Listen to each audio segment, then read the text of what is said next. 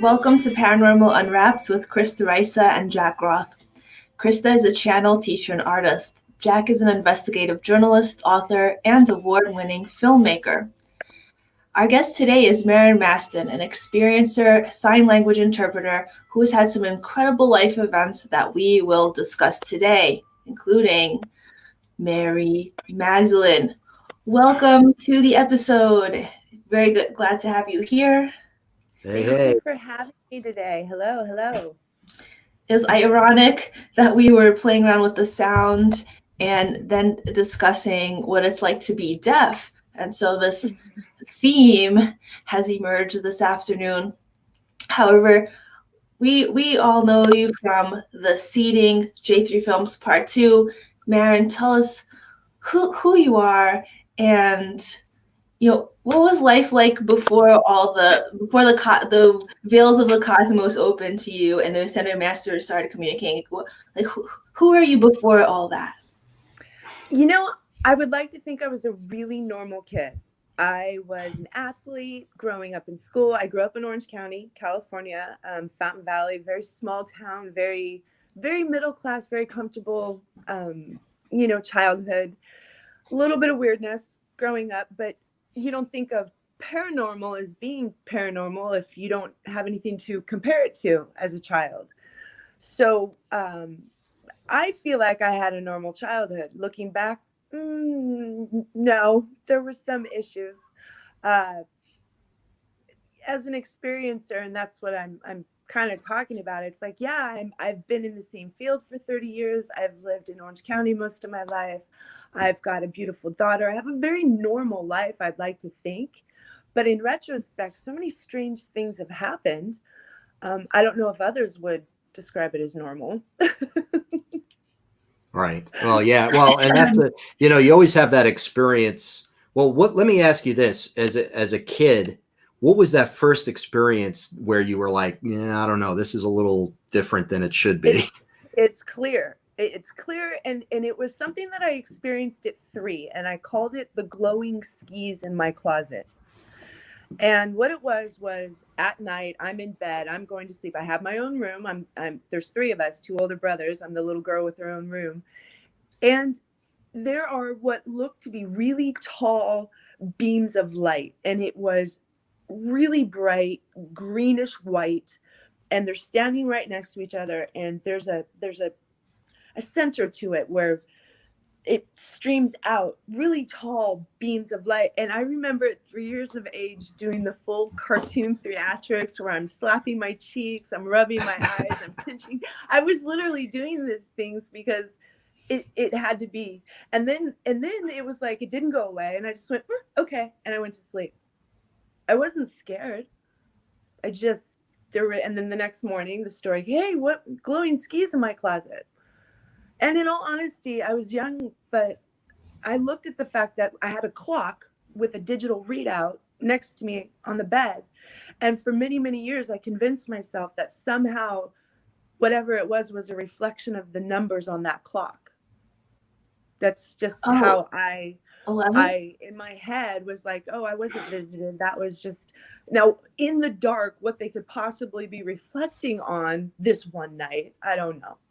So that was at 3, glowing skis in my closet. And 3, that was in wow. Fountain Valley. That was 3. Sure. Yeah, it was in Fountain Valley here. I still live in Fountain Valley. This is just a stone's throw from where I am right now, the house that I grew up in. Yeah. Yeah. There's got to be a reason why we remember these things too, because if you go back and think about your life, there are these moments and you remember those specific ones in that certain way. And we don't really know why they're so important until we maybe do a recapitulation life review or get hypnotically regressed to know why was that so significant to me as a kid? Because you're now an adult and you're in your child's mind state back when, maybe more connected to spirit, so less cultural programming and so on for why about what would happen to you. And that's why it's so cool that you're here to share with us your story, because you're here in your own voice, communicating with us the truth. And I know that Jack has already interviewed you before, so just for my viewers, this is the first time I'm meeting with Maren.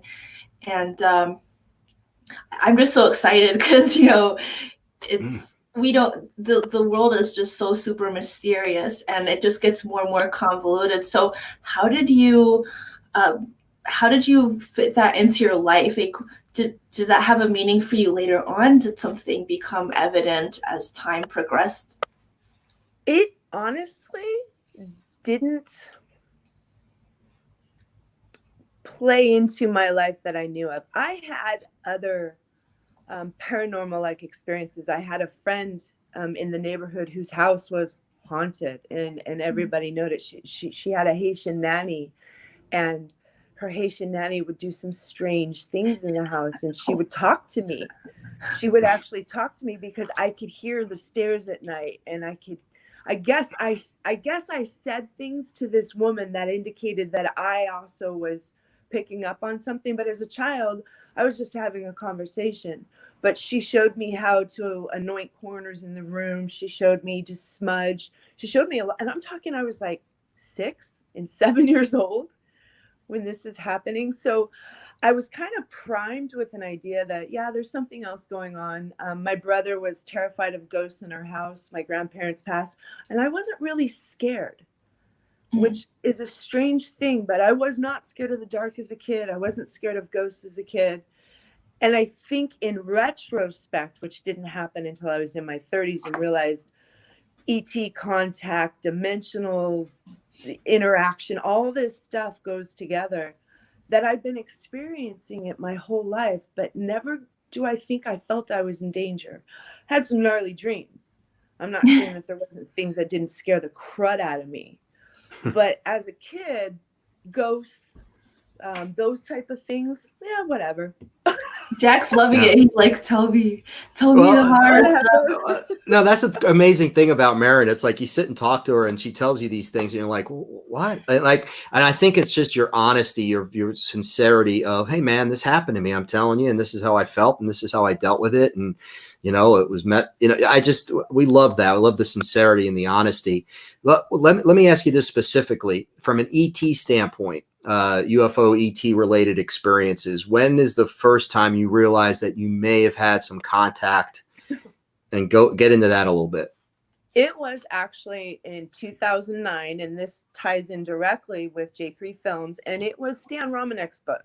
And understand, in 2000 to 2001, I went through what I call, my life was a walking sci-fi movie. And we'll go into that. But it took about 9 years after an initial really intense 6 months of very, very strange paranormal experiences, where my brother handed me Stan's book and said, I think you should read this. I'm not into UFOs or ETs. Not my thing. Not a big sci-fi fan, although, I love Star Wars. So that wasn't, after these really strange experiences, honestly, ETs were not on my radar. Ghosts, dimensional beings, angels, devils, even fairies and dragons and different lore. I'm looking at all the different literature to help me understand what's going on, even scriptures to help me understand what's going on. What am I seeing? What are these beings, creatures? So it was that book. And what it was I didn't really connect with the most of it, other than when he talked about starseeds, because I had written over and over, I compulsively wrote during this strange period, I am starseed, but I had no flipping clue what it meant. No clue. So then he's talking about, he's called a starseed by them. And I'm like, right. Oh, holy hell. Okay, yeah. So then what really got me was the last chapter of Stan Romanek's book, and it was called High Strangeness. And that's when he started talking about things that happened to him. I had not heard that had happened to me, and it had been almost a decade, and I had not found any answers. I had not found any stories similar to mine. So as I'm reading this last chapter of poltergeist activity and seeing shadows that are blacker than black, and then having them appear 3D coming out of walls at you, this stuff happened to me. and only to find out it was light bending technology. But the thing is, when I was experiencing these things, I was angry. I wasn't scared. I was angry. So there had to have been some sense of familiarity when I was seeing all these scary things. So 9 years later, I'm reading this book. And even then, it took a year. And that was the summer. It was June of 2009. I remember. I'm good with dates. It's strange. But the very next year, I went to buy my brother a birthday gift. And for whatever reason, I look up Stan Romanek's name. And he happens to be lecturing miles from my house. He lives in Colorado. I'm in California. And I'm looking for a birthday gift for my brother. I was like, how did that happen? I'd never Googled his name, ever. So I buy tickets to this lecture, and lo and behold, Jack and John are there, and they're filming the first film. And it was fascinating because they want to interview me, and I have no idea why. I, at this point, still have not come to the conclusion that I'm a contactee. I really haven't. And so you asked to interview me, and I'm like, how do you know to ask me the questions you were asking? Because they were relevant to experiences I had had a decade ago. And some of these things I hadn't even thought about in a decade. And here you are being very specific. And I'm like, how do you know to ask me that? Your response, because we've heard your story before, women who've been abducted by aliens. It was that moment. I want to say it was October 10th, something to that effect, maybe right around there of 2010. And I just went, okay. And it all made sense. It was like all these experiences, all this random data that had been floating around in my head. I finally had a folder with a title on it that said ET contact, and boom, everything was able to just line up. So all this random data was now information that I could access. And I went, oh, sorry, guys. I don't mean to. That's okay. It's all good. No. That's another thing we love about you, man. You curse like a sailor, so that's awesome. Do people give you feedback? Like, do psychics give you feedback when they're in your energy field? Yeah. They get ET kind of related stuff when they chat with you, or see future worlds or advanced technologies, things like that. Interestingly, no. And I've had enough psychic contact. What I get, and I don't like to say this, and I don't think I've ever said this publicly because it's uncomfortable, but I've done the aura picture, and it reads all violet. I'm all purple. And so the feedback that I've gotten is that I'm high priestess. Now, I'm trying to understand what this means. Like I said, I grew up in Orange County, but I think it's a vibration, like a soul vibration, maybe wisdom, and that I've been here before. Maybe that's why these things are like, yeah, old hat. I'm not really sure. But when I have seen the psychics, it's like, okay, yeah, you know what you're doing. You're okay. But no, ETs, no. I've had some amazing readings, some incredible coincidence. There's no coincidences, synchronicities. But no, they don't talk about ETs. They don't. That's interesting. And it's interesting you say high priestess. So we're going to get to something in a little bit here that I think we're going to naturally flow into. That's going to be really interesting for people, as if ETs aren't interesting enough. But we'll get to that in a second. But and that's the thing, Maren. It's like I think there's more than one thing going on with you, right? I mean, it's probably right. You guys would probably have Krista would have a better idea of what this high priestess means. In all honesty, I have been a sign language interpreter since I graduated high school. I have always worked. I had a job when I was 11. I am high energy. I'm on the go.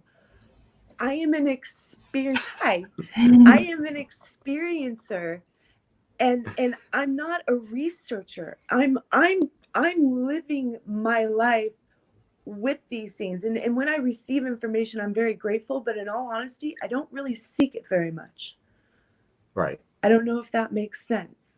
Yeah, absolutely. Right. I think if we hadn't met you when we did and remembered you and kept in touch a little bit, you wouldn't have been in the second film. You know what I mean? I think there's a lot of things that had to happen for that to happen. And we wanted sincerity. We wanted people who weren't doing the lecture circuit. like we had it all down, like it was some kind of a rehearsed thing. Like we wanted the raw emotional, what's your story?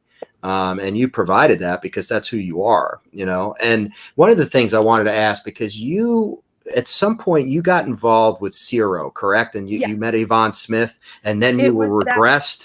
Can you go through that? What's Okay. The same day that I met you and John in the filming and Stan Romanek's lecture, Yvonne was there, and a Zero meeting was going to be taking place the following week, literally 5 minutes from my house, which is very unusual because people are coming from South San Diego and North Ventura to get to these meetings, and I have to travel 5 minutes. So they invite me, and I don't think I should be there. I'm like, I don't know if I should be there. I really didn't.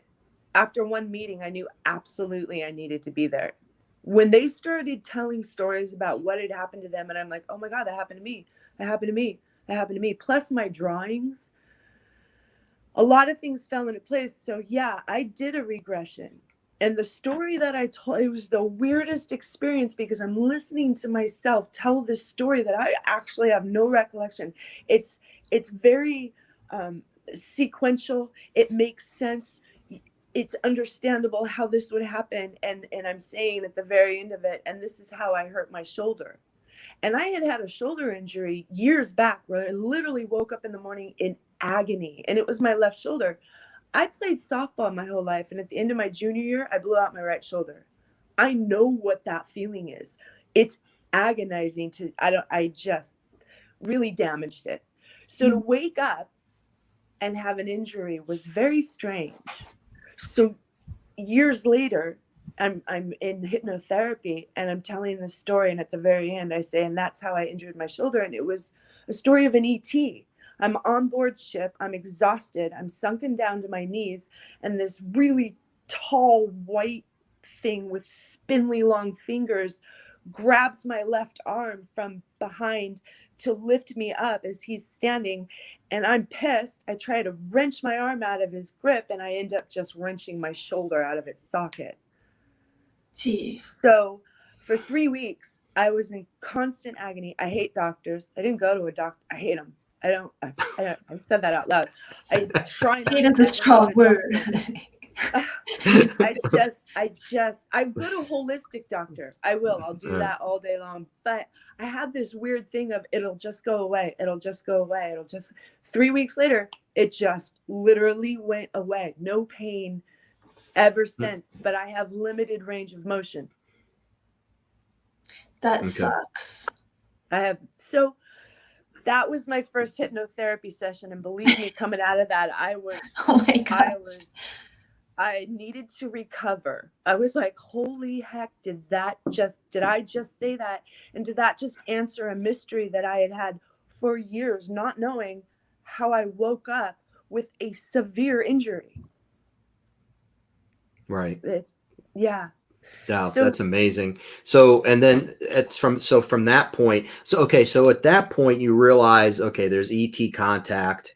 Was there a suggestion? Because I want to say that you had mentioned military somehow involved. So, people talk about my labs, which I'm not very familiar with, but I know it's like it's basically a military abduction with ETs, or maybe even without ETs, but they make it seem like it's an ET abduction.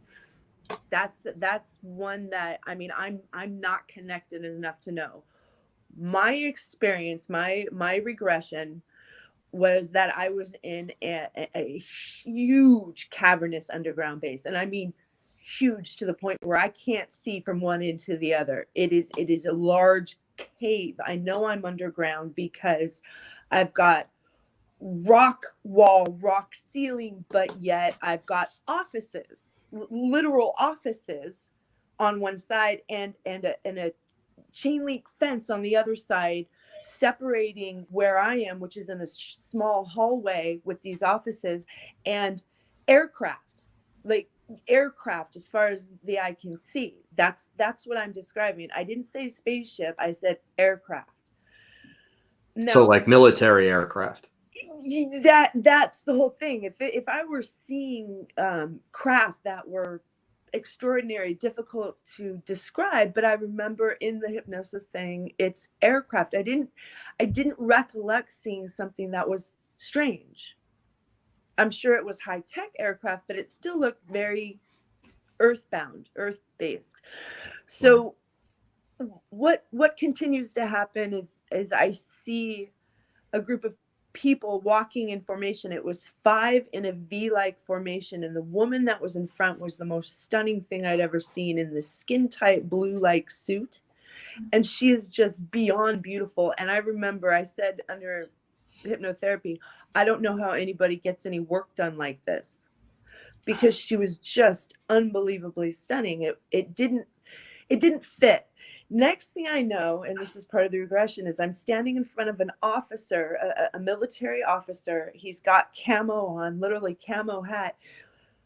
And the weirdest thing is he's got a clipboard.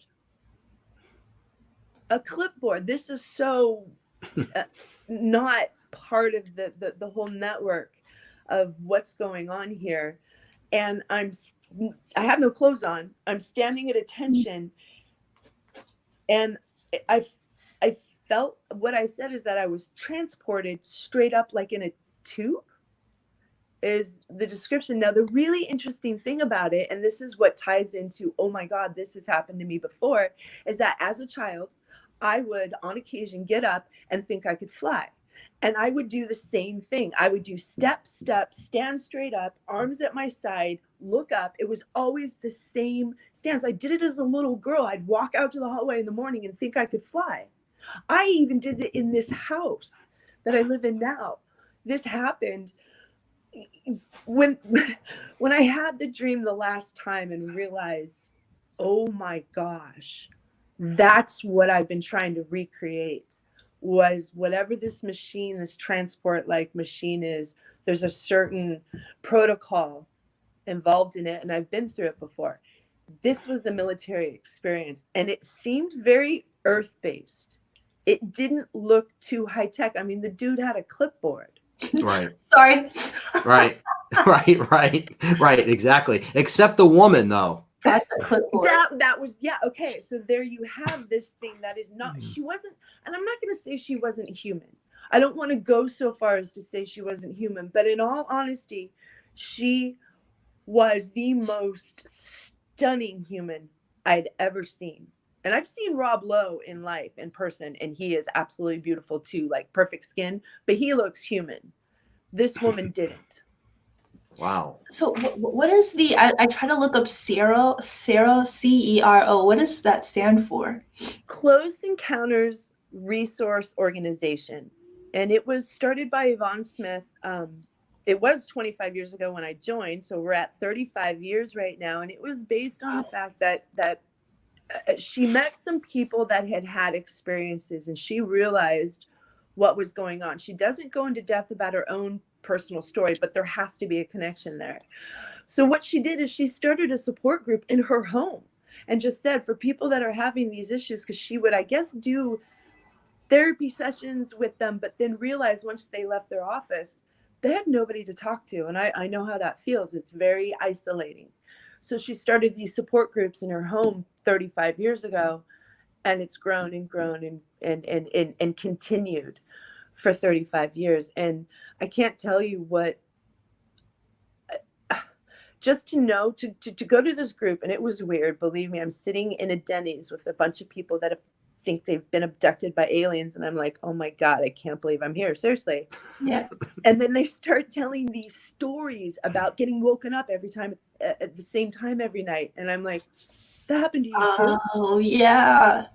They things, and I'm like going, oh, and it didn't take very long before I'm like, I absolutely belong here. And then I couldn't not go. I needed that outlet, because Monday through Friday, I'm going to work, I'm doing all these normal things, but the world isn't normal anymore. My perception of it is not the same. I can't have a normal conversation because I'm not looking at what you're looking at the same way.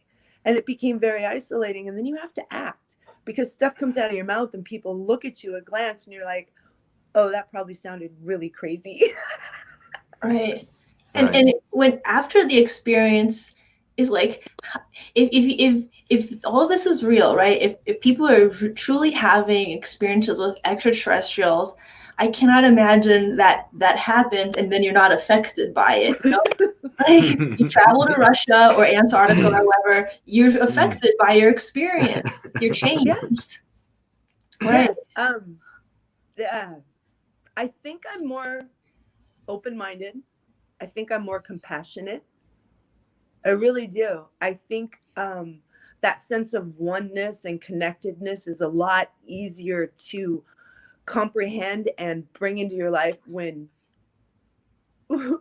we're this tiny little planet, and we separate ourselves on the planet, and we have borders on our countries and this and that, and it actually seems childish in the bigger picture. Yeah. It actually makes it easier to deal with people's BS. Right. It really does. Right. Yeah. So, go ahead, Krista. Oh no. There's just so much I could say. I know, right? Yeah. No, that's all good. Like this is going to be great. Real quickly though, you had some interesting. I say interesting. I don't know what the right word to use is for this, but miscarriages, pregnancies. Yeah. I mean, that's something we talked about for the film, obviously, because that was the theme. But there's some stuff there, right? So, tell us about that a little bit. Well, I'm Rh negative, so right away, I laugh. I was the fertile myrtle that you hear of. I wasn't promiscuous by any means, but I swear to God, I would get pregnant. I'm like, there were times where I'm like, I don't even think that was possible. Right. But I would always have a miscarriage, and they weren't severe. I wasn't, it would be crampy. I would have a heavy period. Oh, okay, I'm having my miscarriage. This is through my 20s, a lot, to the point where it was just like, whatever. And I'm going to admit this, which maybe I shouldn't. I didn't even use birth control because I didn't need to. It was like my body had a natural birth control. They weren't severe. I wasn't in what I felt to be any medical danger. So this went on for years until I was 34 years old. And this is where it gets really interesting. I'm with my husband to be at this point, and we're fooling around. And I say, you just got me pregnant. And he says, in all honesty, don't worry, you won't keep it, which sounds harsh, but we've been together a long time. And I'm like, but what I said in return right away is, no, it's going to be perfect. This one's going to go to fruition. It's going to be perfect. And I bore a beautiful, perfect baby girl. And I said from the very get-go of literally after fooling around, this baby's going to happen and it's going to be perfect. And she really is a beautiful, perfect child. Now, interestingly enough, a year later, I got pregnant again, really excited, have a playmate. My daughter just turned a year old when we found out. And I had the gnarliest miscarriage. 911, rushed to the hospital, bleeding out. I'm dying. And it was the traditional Rh negative 1 response to having had a healthy first child. And I was immune to the shots that they give, Rogam. They didn't work on me. Now, the interesting thing is, there I am. I'm not going to try and have another child. It will kill me. I've never been pregnant since. Wow. I've never been pregnant since. And I was married. We've had fun since. I have fooled around. I was 34 years old. I'm 48. And I will be in a couple of months. So I never got pregnant again. O negative. That I know of. I'm A negative, actually. Okay, because Rh negative is there's no rhesus monkey, so it's technically extraterrestrial. Well, the thing is, my body doesn't recognize positive blood type. What happens is my immune system kicks in and sees it as an infection, and therefore the miscarriage. Now, I'm sciencey enough to know there's something different going on with this blood type if it doesn't recognize most of the population. My body sees it as an infection. But the interesting thing about that story is that I think that goes in line with the movie, The Seeding, in that I was visited by extraterrestrials, used by extraterrestrials, to the point where I couldn't be used anymore. Now, I gave birth at 34. I was already older in the scheme of things. I don't Right. think I'm part of their program anymore, to be honest. Right. I think And that that, and they we hear know. that. We've heard that before. That it starts with women, at least. They start to get abducted around the age of where they're fertile, and then it lasts through until they're a little older, and then it stops. Whether there's been so much, I don't want to say damage from the miscarriages, but sometimes there's scar tissue. There's other things that people have gone to doctors and say, well, what happened? The That's why I doctors don't have no know. clue, right? Like, well, did you go to doctors when all this was happening, or? When I was younger, I would go to doctors. As I got older and I was in a serious relationship, I would go to doctors to try and keep them. I remember going to UCLA Medical Center because I started bleeding. I thought, no, I want to stop this. Is there any way to stop this? Understand, when I was really young, I was like, I don't want to be pregnant anyway. Mhm. And my body recovered so well from it. It wasn't a big deal. But as I got older, I did go to doctors trying to stop it, but they didn't, no, there was nothing that came of that. Wow. That's incredible. And It really is. it was so intense experience. And then, I mean, having to go through after the birth, the one after the birth, and then to have it just all stop, it's kind of, I mean, I guess people relate differently to the physical body. Like a lot of people have fear of blood and plasma and things like that. And there are people who see that all the time. They have different. Oh, I worked as an interpreter in the medical field. I did a lot of emergency room interpreting for a decade. So Oh, wow. I really am okay with it. I'm actually very clinical when it comes to the human body. I always have been. It's kind of strange. Yeah. I believe, though, in that whole scenario that I just described, that there's benevolence.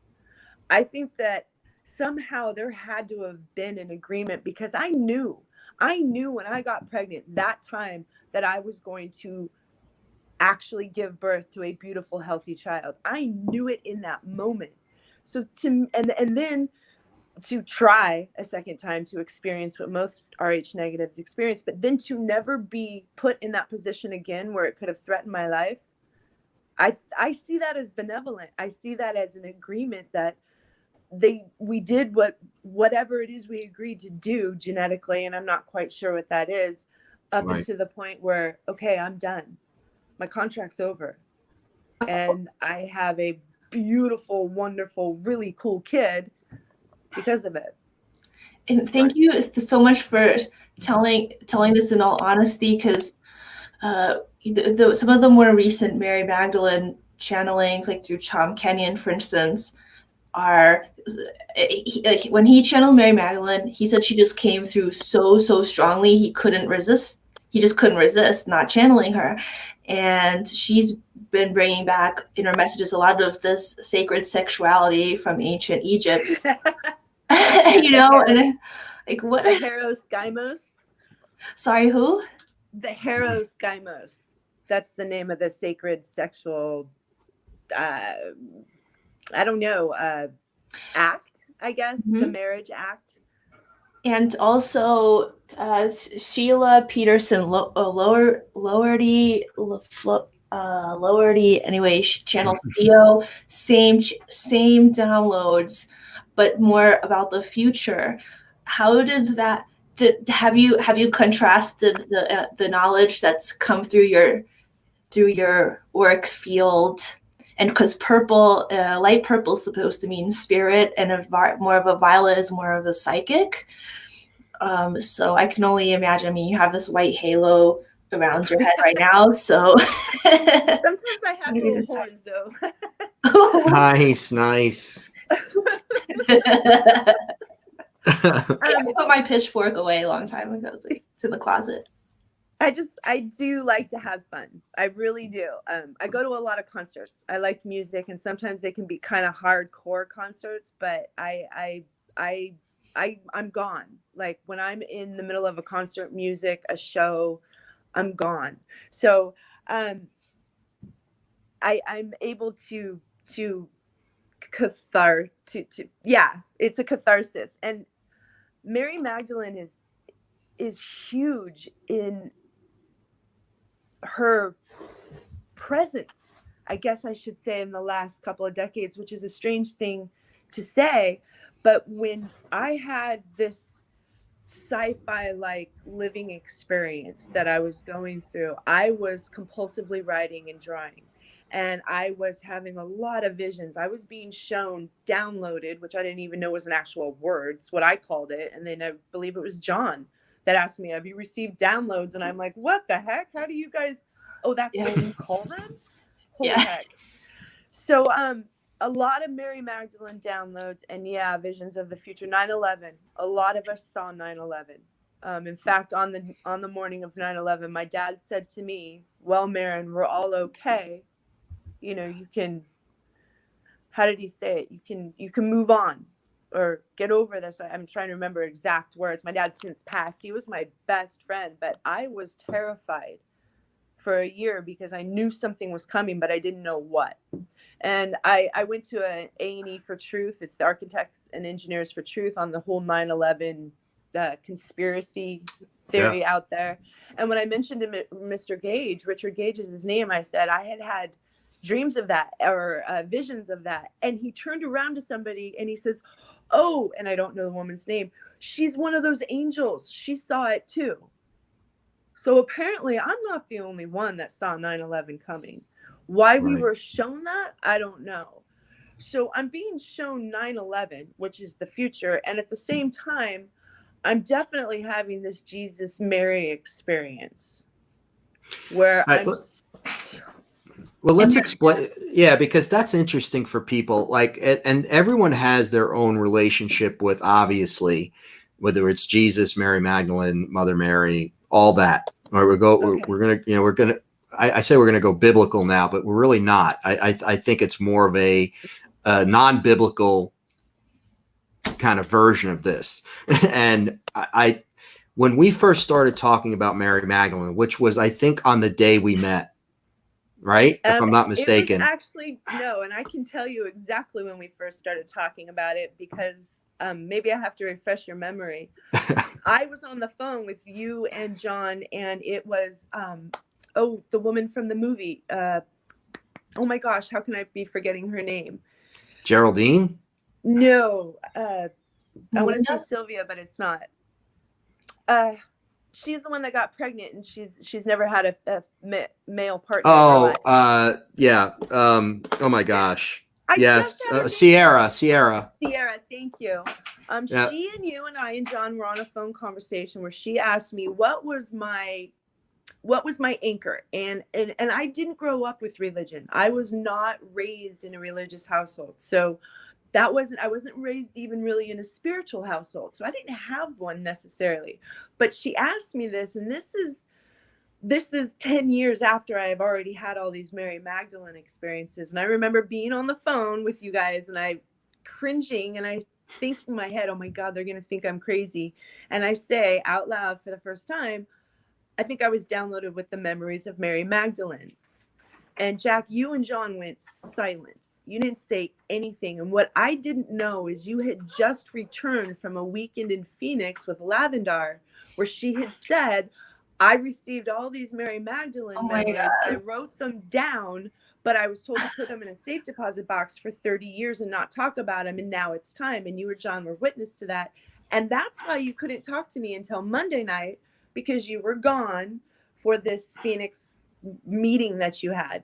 So there I am telling you, I think I've been downloaded with the memories of Mary Magdalene, having no idea where you had been that past weekend. And I remember you and John were like, what the heck? So that's when I actually went, holy heck, there is a connection. This has to be real. This isn't a coincidence. So, but let's talk about that, guys, because it's crazy, and Krista, I want to get your take on this, because Krista and I have been talking about. I know Lavendar from starseedhotline.com and the Vaults of Knowledge. I had her do a reading for me. I was actually one of the last people that she did the star chart for, to see if you are a starseed. And by all means, she's like, you are absolutely 100% starseed. And I'm like, yeah, I know. Now, what that actually means, I can't tell you for sure. Now, the fascinating thing, that conversation with Lavendar, she did thousands of these. She always had an audio recording of it. It was digital. And as soon as the reading that she was doing with you was over, she would send this audio recording, so you would have it. For the first time ever, it was gone. It was deleted. Send it to me, it was gone. That happened. I know that happened to a friend of mine. That happened. She said it happened. I never got the full recording, and yeah. So Jack, you and John, you keep asking me questions. I'm the one who should be asking you questions. How do you know to ask me this stuff? It's like you guys. Wow, you know, that's for a different show. But I mean, like, honestly, I had a couple of regressions where the psychics freaked me out. Like, but it's been more than once. So, you know, it's the kind of thing where, no, I'm honestly, because there's a connection. There's something to, when you go through a lifetime, and for some reason you're absolutely fascinated with something. It could be a certain point in history or a person or what have you that really resonates with you. There's a reason for that, right? I think the three of us can certainly agree that it's synchronicity. There's either a past life connection or something deeply spiritual about that. And that's why when you started talking about Mary Magdalene, for me personally, I always felt extremely drawn to the idea of almost like going back to the Cathars of this idea of the divine feminine. And Mary Magdalene, to me, what is the divine? Like that she is a symbol of the divine feminine, okay, of the power of femininity. But it also ties into the fact that she is, you know, the whole idea that she's the Holy Grail, right? That the Holy Grail isn't a chalice. It's actually Mary Magdalene, because she is the blood. She carried on the bloodline of Christ, because they did get married and they did have children, and the whole France thing, which you can talk about that too, I know. And that to me, it resonated.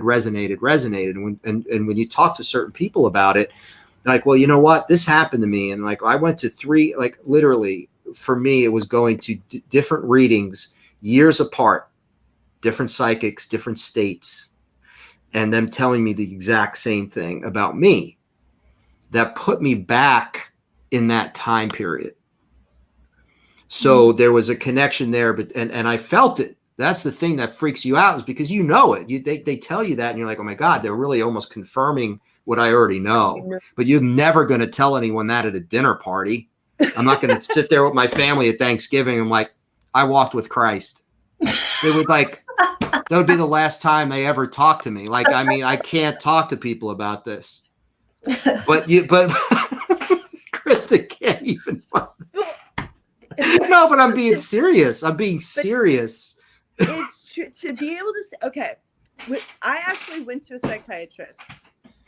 Right, it was February of 2001, because I had to be crazy. And what I told them at the time is, I said, I feel like I'm a character in a script, in a play. I'm a character, and right. I'm trying to identify all the other characters that are here with me. But I didn't know what play we were in. I didn't know what script we were reading from. Interestingly enough, he didn't medicate me, which I was really hoping he was going to do. That's awesome. He told me I wasn't crazy. I was like, damn. But I think I honestly believe that there's a network of us that have these memories, these connections to a past, that we're walking this again now. It's an amazing time on the earth, and I'm not really sure why. I'd like to think I know. I don't. That's why I keep walking and I keep talking, right. Given the opportunity, because it's not just about us. There's a lot of us out there. I think they just don't know it yet. But what is the Mary Magdalene connection? What is the connection between that? So many people are having this feeling. Gosh, it makes me want to cry, and I'm not an emotional person. I tend to get angry before I get sad. Dang it. Okay. what I believe she is she is the embodiment of this feminine energy. And there has been this ridiculous oppression that has gone on for eons. There's a, there's always a, there's always a battle, it seems, on this planet, which is ironic because this planet is all about balance, but we humans can't seem to find our balance. So this feminine presence has been suffering, I believe, understanding what has had happened to women. And do we even know what happened to Mary Magdalene? Do we even know? No. We don't. We don't have her story, which is, I think, what makes her fascinating, because she did amazing things. From what we understand, she recognized Christ for what he was. And because of her instrumental actions in his life, he was able to do what he needed to do. And she didn't get that credit. She was called a prostitute. Yeah. By what? By who, though? By men, by the church, right? It wasn't actually what it was is when they wrote the Bible and they decided on the stories to tell, they just happened to put all these Mary stories back to back, but they did not separate the fact that Mary Magdalene, the only woman in the Bible to have her own name, not in reference as wife of or daughter of, if Mary, the only one. So what they do is they put other Mary stories back to back with hers, and the one about the prostitute, if she was back to back with Mary. If she was a prostitute, Jesus was a gigolo. Well, you know what's funny, Jack? You said I walked with Christ, and you know what I wanted to say? I wanted to say, and I partied with him, I'm pretty sure. No, hold on a sec. I'm not saying. First of all, so yeah, I am so serious. Yeah, no, I know I see him so differently than most people do, and it's like, and it's not from a biblical standpoint. It's so more spiritual. And it's true. But how do you, like, I know, for the record, I'm not saying I walked. I'm telling you what psychics told me. And so there's various at different points. And I know a couple other guys who happen to be very sensitive guys, kind of in touch with their feminine side from the standpoint of understanding that whole thing of the balance, the importance of the balance of that. And also, really, all you have to be is a student of history to understand how women have been suppressed, starting with going back to the beginning of civilization. So Mary Magdalene was never going to get a fair shake. So I think you have to find the true history of what really happened there, right? Which is, for me, very fascinating, because that's what I'm all about. I do have yeah, I'm sure you do. But actually, I have a quick question for Krista, because Krista, I always wanted to ask you this, because we were going to talk about Mary Magdalene a couple times. Do you get any, when you're getting downloads or from the Orions or anything like that, is there anything in that that speaks to the Mary Magdalene or the divine feminine, or is there any of that in that? My oracle cards. Yesterday, something was nudging me to my oracle cards a fairy deck, and of course I pulled the galactic one. I always pull the galactic card. I have this ET Experiencer deck by Misha Johnston and Tana Newberry, who do the MyLab Starseed meetup groups online and in person, and I pulled the MyLab. I was just looking through the MyLab one, not that I'm a MyLab. Anyway, there are people with special abilities. But anyways, I went to get this one called Keepers of the Light, which I normally wouldn't get because there's one brown person in the entire deck. So I'm like, I like multicultural oracle decks. So why would I even buy that deck?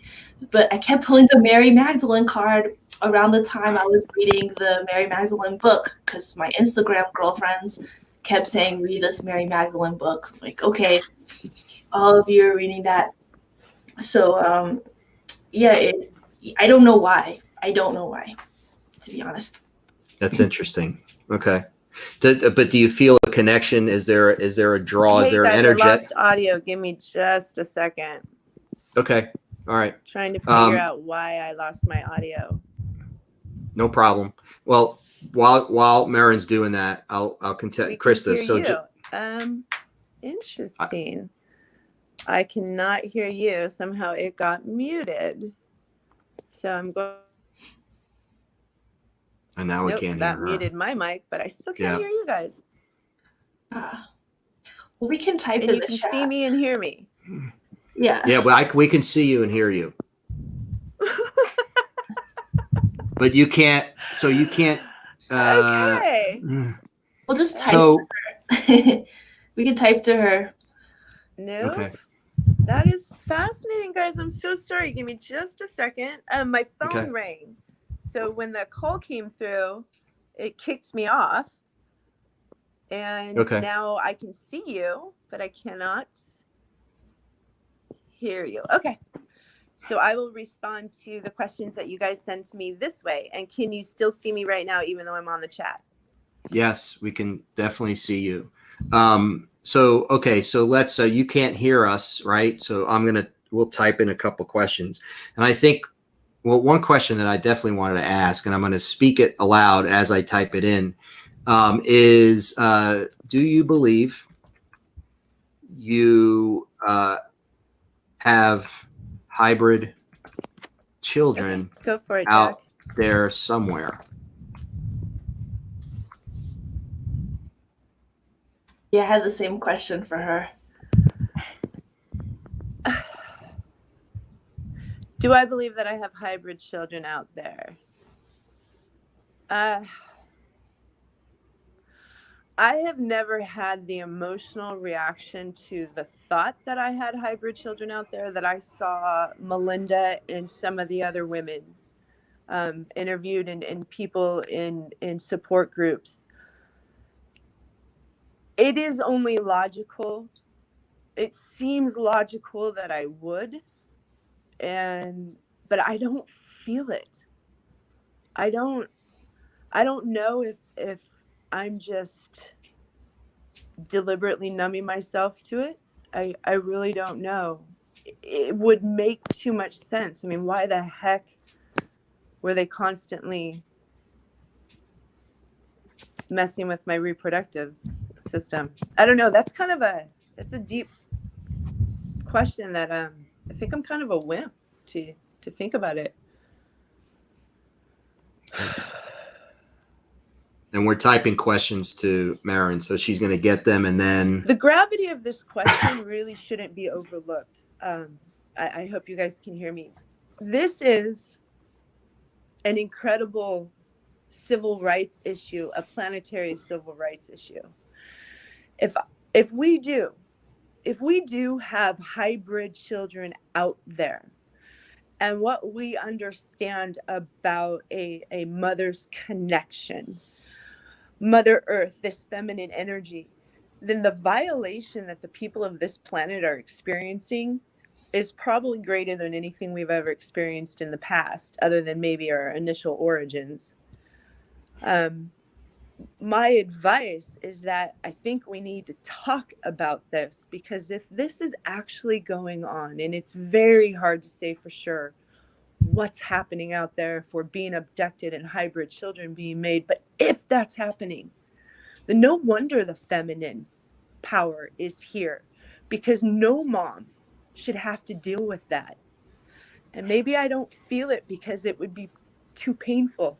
If I did, it would just, it's too much. So we need to speak, because if this is happening, then we need to put a stop to it, because it's wrong.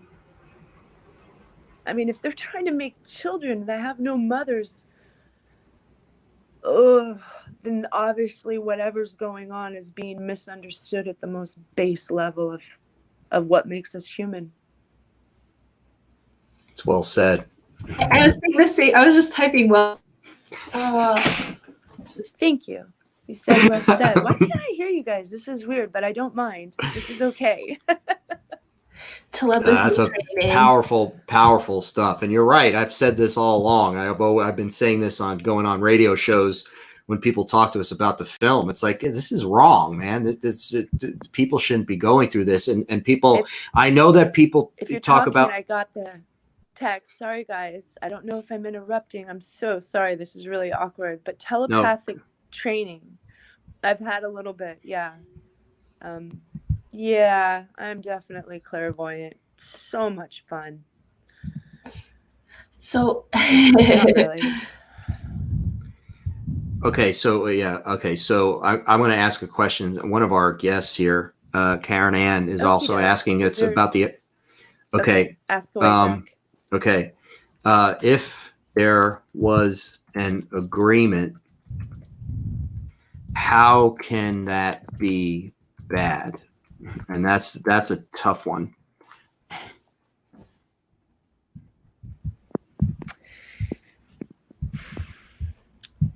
I like the question. If there was an agreement beforehand, how can that be bad as far as hybrid children?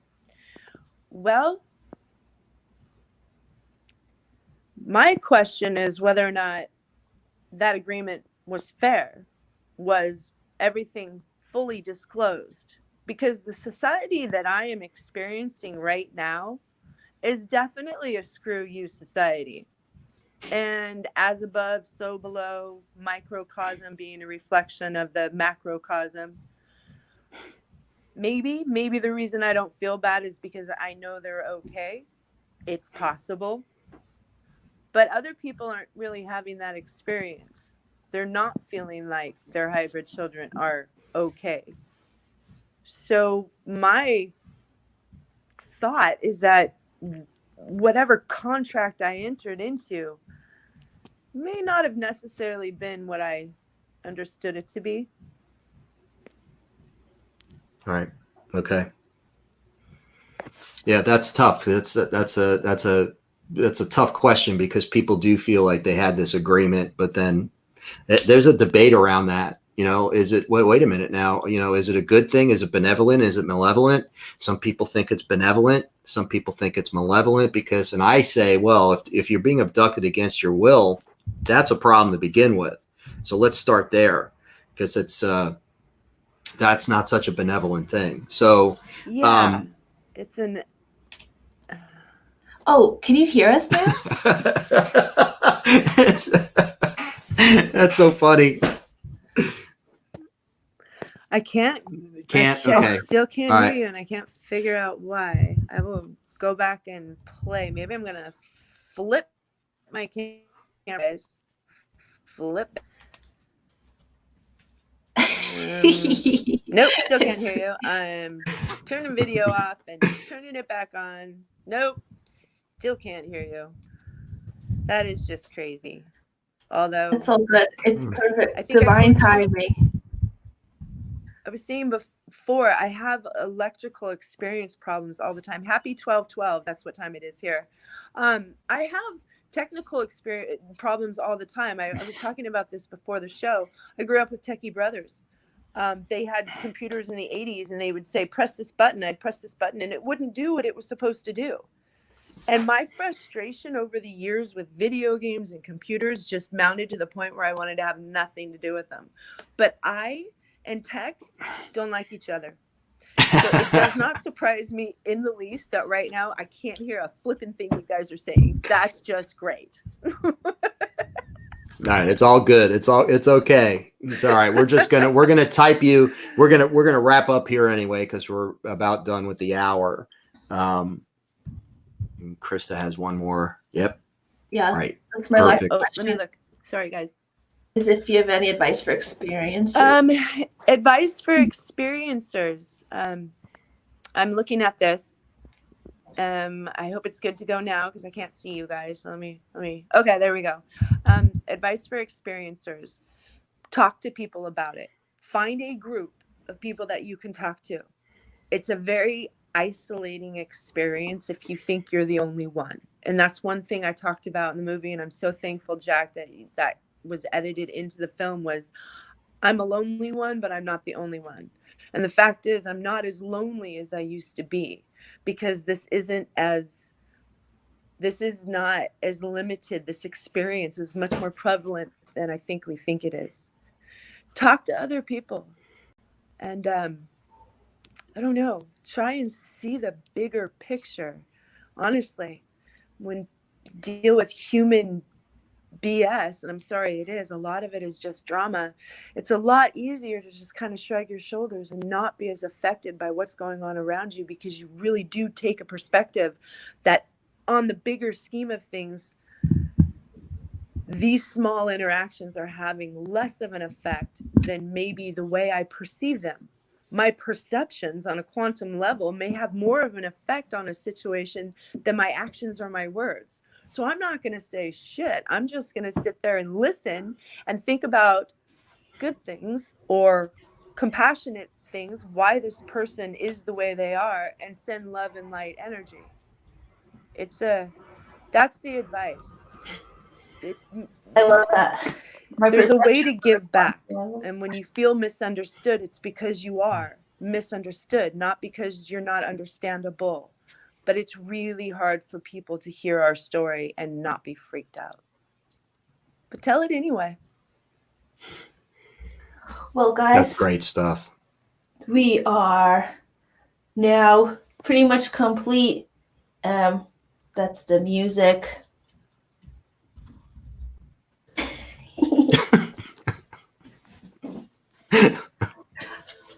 There it is. I know, right? It's like technical. That's all good. Are we done? Are we still going? We are saying goodbye. I'm gonna have you say goodbye. Yeah. Thank you, Maren. Thank you for coming on. Appreciate it. Thank you so much. Thank you. Oh, thank you. Oh, that was awesome. Okay. Bye, everybody. Bye. So I will talk with you soon. Yes. Yeah. Yes. I'm signing because I can't hear you. So bye. Love you. Bye. Thank